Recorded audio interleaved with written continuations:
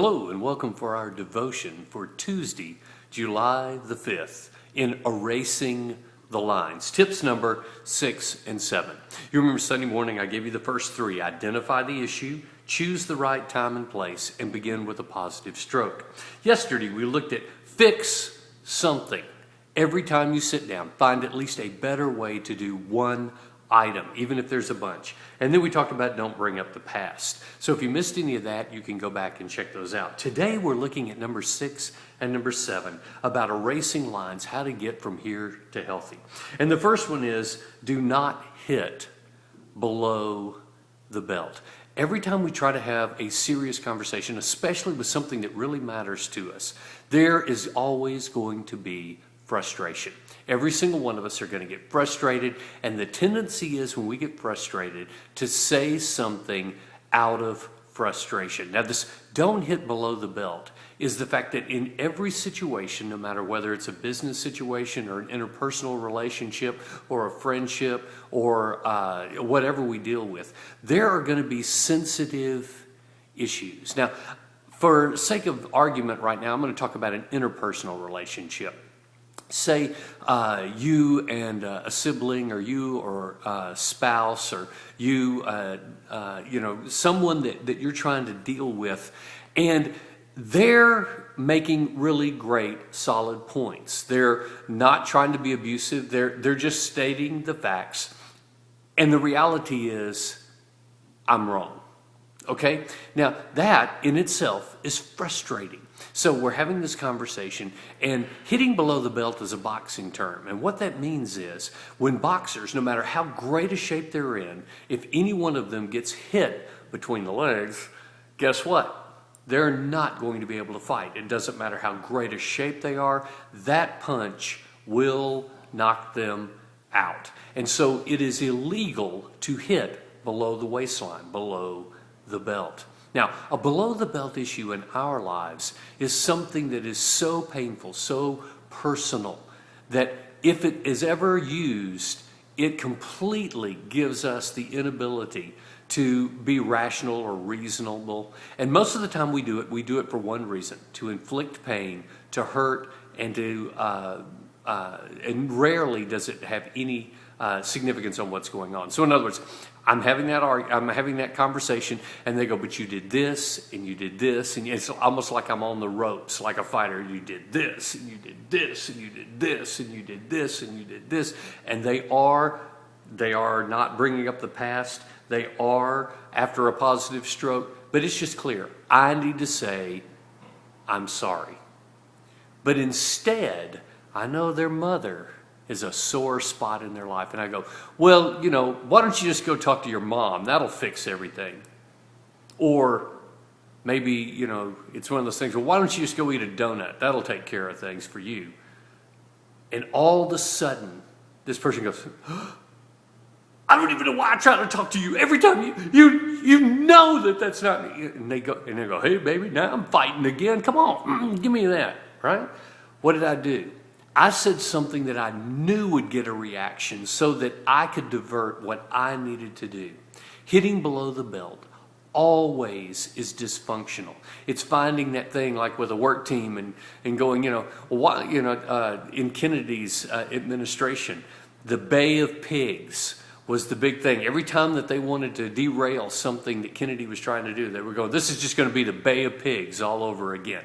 And what do they took that major failure and kept throwing it out there in front of them, like, you made a horrible decision and this is going to be just as bad. Hitting below the belt has nothing to do with what we're really doing now. We just know it's going to divert, it's going to throw everything into chaos.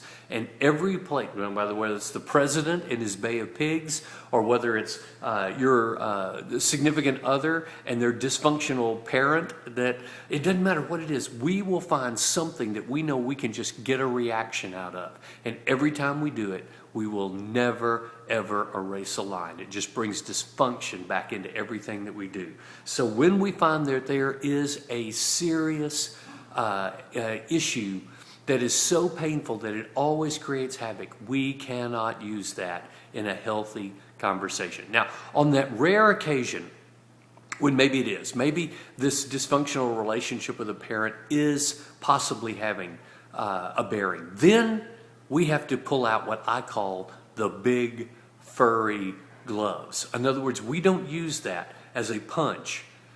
But if we really feel like that very sensitive area really has some bearing, we have to go at it very, very carefully. And to go, listen, I know this is a sensitive area, but there is the possibility, and I'm going to let you figure that out. But is this possibly some of the woundedness that you might have picked up from the situation with your mother? Not use it as a jab, but just very gently to pull it back in. If we do have to mention that sensitive area, we've got to go at it easy, because anything else is using it dysfunctionally, and it will erode healthy conversation, and it will never erase a line. So that is number 6. Number 7, take each other seriously. Why? Because we all process information differently. And I don't care whether it's dealing with a spouse or dealing with a coworker or dealing with a child. At some point, they are going to express themselves and go, this is important, this must be done. And the only thing running through your mind, or the only thing running through my mind, is that's the stupidest thing I have ever heard. And what that really means is, it's not important to me. Doesn't register on my radar, don't care about it, not important.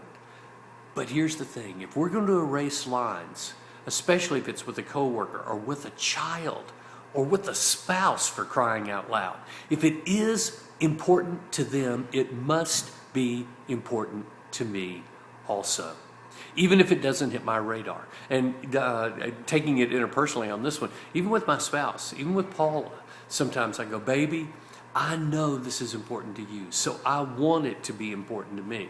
But you're going to have to help me, because it doesn't even register on my radar. I will walk past this 100 times and never see it, never pick up on it. You will have to help me to see it initially. And I'll get it, but you're going to have to work with me. We have to take each other seriously. If a person says it's important to them, it must be important to us. Now, occasionally, there may be something that really is, in the grand scheme of things, somewhat irrational. In those things, we still have to take it seriously. And then we have to kind of walk it through. We may even need to get an unbiased source. We may need to get a counselor or something to help us work through that, or pull a manager in and sit down and say, we're looking at this project, we're looking at this thing in our business, and we're just at a difference on this. Give us your input, because we can never have health if we don't truly listen and take each other seriously.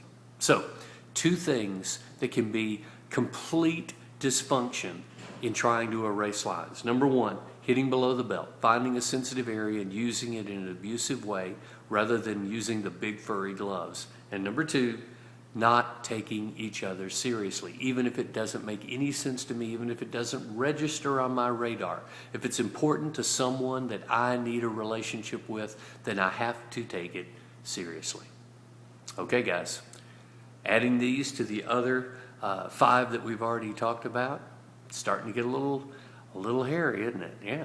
We got to really work at this, because here's the reality. By the time we get through these 13, you will realize what I realized, which is I have violated every single one of them when I was trying to have a conversation, to resolve an issue, to resolve a conflict, to remove a line. I have defied every one of the 13. We have to learn. We have to train ourselves what is healthy and what is not. So that's our goal this week. So consider these 2, add them to the others, and tomorrow we'll be back with the next 2.